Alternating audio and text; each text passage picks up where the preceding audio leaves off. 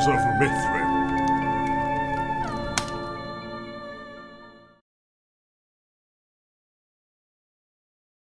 Scales of Justice, read by Ennatos. Part 5. Long Day.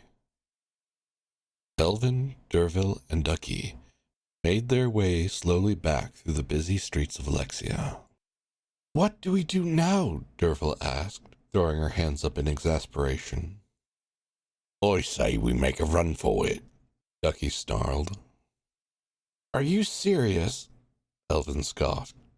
"And get one of those beasts on our tail? No, thank you." "Well, then what?" Ducky growled. Elvin sighed. "I do not know. I really just do not know. Keep on keeping on, I guess." "Well, the hostel ain't open again until nightfall," Dervil cut in. "Are we walking about until then, or are we picking up another job?" Elvin drew himself up with what he hoped was fresh resolve. "We cannot let Notley have any reason to accuse us of being lazy or disordered. I say we take another job." "Sounds good to me." Ducky clenched his fists. "I've got a need to punch someone. Might as well be for the good of the city." He smiled. They made their way back to the warden station. The same officer was still on duty at the desk, and as they entered he waved them over immediately. "Good timing, my friends," he said with a smile as they walked up. "Are you here for work? We have another bounty that needs brought in today." "Sounds good to us," Elvin smiled. "What is the job?" "Another thief. We've been after this one for some time now." The warden gestured for them to come through with him to the stables. "We have just had news he is out in the streets, and is on his way to the merchant's quarter at the moment, so time is of the essence. Sergeant Amon will give you the details." The sergeant was a tall man with an athletic build. He greeted the three of them as they walked out into the yard. He was dressed in riding clothes, with heavy boots and a tight holster around his chest and waist, holding a crossbow. "I see we have our feet on the ground, then," he laughed. "Here, take these." He handed each of them a find ring, with an odd gem set into each. "Put them on quickly. We don't have much time." Elvin, Ducky, and Dervil did so, and for a moment the world seemed to spin. They each felt the same sensation, though they always described it differently. Words seemed to be flying through their minds, pictures too, like looking and hearing out of many heads all at once. Just then the voice of Sergeant Amon seemed to cut through, and all seemed to calm down. "Wonderful," he said. "Not everyone is compatible with this sort of magic, but I had hoped it would be you three that came on this run. You already have such a close bond." The words were all the more unsettling, as the man's mouth did not appear to be moving at all. "These are a little something that the artisans have produced for us, to help with peacekeeping," he continued. "They allow us each to see and hear as the others do. The latest cutting edge of magical engineering." Elvin focused his mind. It was like trying to walk through treacle. "This is most novel, sir." He thought the words out carefully. "Good job, Lieutenant." The sergeant beamed. "You'll have the hang of this in no time. Now, help me up." Beside them, a dragon had been saddled and muzzled, ready for flight.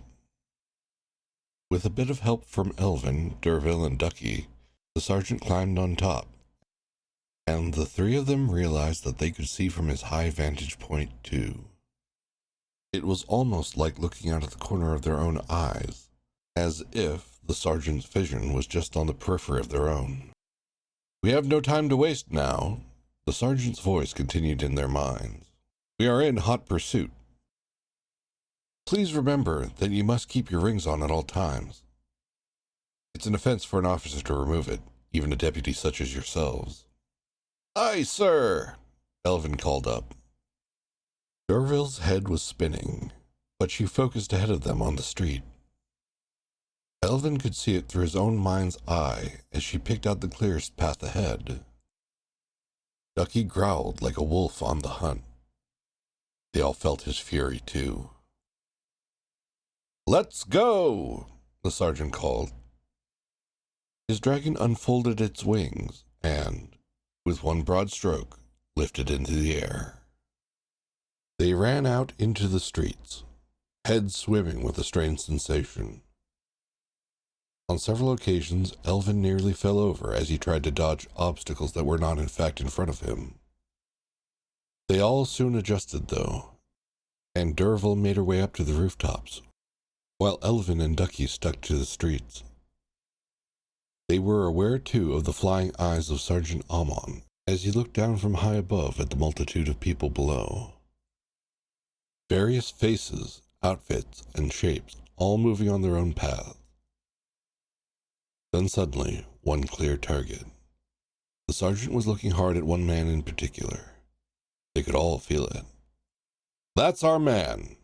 Sergeant Amon's voice cut through. Elvin and Ducky broke into a sprint. Side by side, dodging this way and that through the streets, following the aerial view of the city as seen through the sergeant's eyes.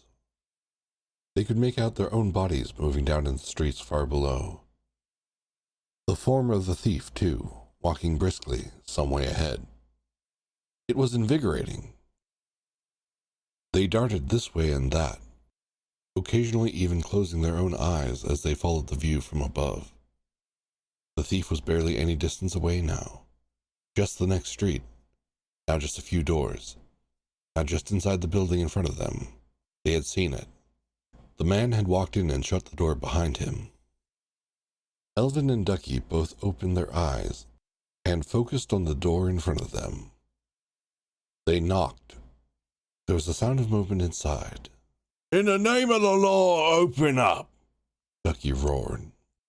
The sounds continued inside, but the door remained shut. "Open this door!" Elvin called. Still nothing. "Well," Elvin gestured at the door. Ducky drew back, then slammed hard into it with his shoulder. The wood gave in with little to no resistance, buckling and cracking as the latch tore out of it. The room inside was dark, and the man they had been following was standing in the center, frozen in fear as he held a large bundle. "You are under arrest for—" Elvin began. Terror turned to resolve on the man's face, however, and he turned and darted up the stairs to the room above. Ducky and Elvin made to follow, but the narrow stairway was hard for Ducky to run up in his armor. The man drew ahead, the sounds of the two of them getting further behind him. He reached for the door to the roof just as it swung in and hit him hard in the face. Sunlight spilled into the stairway as Dervil emerged and ran down after the now falling man. The figure hit Ducky hard, and both men ended up flat on the floor of the downstairs room. Ducky sprang to his feet and looked down at the man. "Yo, Nick!" he shouted, but then stopped short as he reached to grab at him. The bundle of stolen goods had spilled out in the crash. Various items were littered across the floor, some now damaged from the fall. "Bread, cheese, mangoes. What is this?" Ducky's voice caught in his throat. "This can't be right." Dervil rounded down the stairs. "We're after a thief, wanted for—" "I'm sorry." The man was almost crying as he lay on the ground. "I'm so sorry. I never would have, but—" "What is going on here?" Elvin cut in. "Times have been hard. I didn't mean to start stealing, but we needed to get through." The man was pleading. "Is this all?" Ducky looked puzzled. "I thought that—" "Is this really all you took?" Elvin asked, lowering his voice, trying not to sound too threatening. "Yes, sir." The man looked up at him imploringly. "Well, this and some the other day. I swear it was never meant to be so much, but it's been hard and we—" "There must have been a mistake." Elvin sheathed his sword. "Hand over what you have taken, and we will return it. I'm sure that—" Just then there was a loud thud from the roof above. "I am sure that you're not about to circumvent justice, Lieutenant." The voice of Sergeant Ammon sounded in their heads. Moments later, the man himself came walking down the stairway. Good job, my friends. The thief has been apprehended, and in a fraction of the usual time. This is a triumph for peacekeeping. You should be proud.